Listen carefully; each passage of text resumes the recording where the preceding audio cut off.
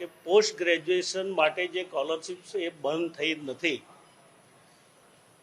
ભારત સરકાર દ્વારા પુરસ્કૃત યોજના દ્વારા અપાતી આ પોસ્ટ ગ્રેજ્યુએશન વિદ્યાર્થીઓ માટે જે સ્કોલરશિપ અપાઈ છે એ આજની તારીખે પણ અપાઈ છે. ફક્ત જે ચેતર વસાવાજીએ જે આ વિધાનસભાની અંદર જે પ્રશ્નો ઉપસ્થિત કર્યો છે એ મને લાગે ત્યાં સુધી મંત્રીશ્રીએ પણ ખૂબ સારો જવાબ આપ્યો છે, પણ તેમ છતાં એમને સંતોષ થયો નથી. એ એમનો વિષય છે. પણ જ્યારે અમે પણ જ્યારે આદિવાસી વિસ્તારમાંથી આવતા હોઈએ ત્યારે આદિવાસી વિદ્યાર્થીઓની ચિંતા હર હંમેશા આદરણીય નરેન્દ્રભાઈ જે તે સમયે મુખ્યમંત્રી હતા ત્યારથી કરવામાં આવી છે.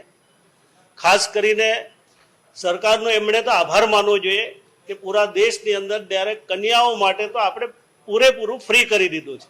એમાં આપણે આવક મર્યાદા પણ જોતા નથી.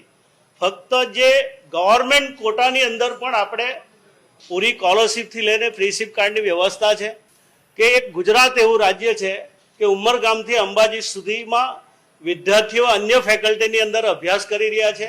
આજે જ્યારે ઉચ્ચ શિક્ષણની અંદર મેડિકલ હોય કે એન્જિનિયરિંગ હોય કે અન્ય ફેકલ્ટી હોય પણ બધા જ ફેકલ્ટીઓમાં જ્યારે આજે વિદ્યાર્થીઓ ખૂબ સારી રીતે ભણીને 100% સાક્ષરતા તરફ જ્યારે આદિવાસી સમાજની દીકરી હોય કે દીકરાઓ જ્યારે શિક્ષણ મેળવી રહ્યા હોય ત્યારે જો સરકારનો સહકાર નહીં હોય અથવા એમનો સહયોગ નહીં હોય તો આ શક્ય જ નથી.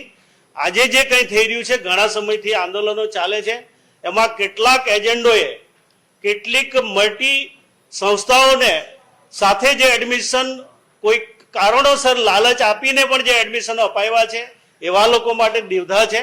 બાકી તો ગવર્મેન્ટ કોટાની અંદર કોઈ પણ છોકરાને અન્યાય થયો નથી, દીકરીઓ માટે કોઈ અન્યાય થયો જ નથી. પણ જે મેનેજમેન્ટ કોટાની અંદર જે પ્રશ્નો છે એ ચોક્કસ રીતે સરકાર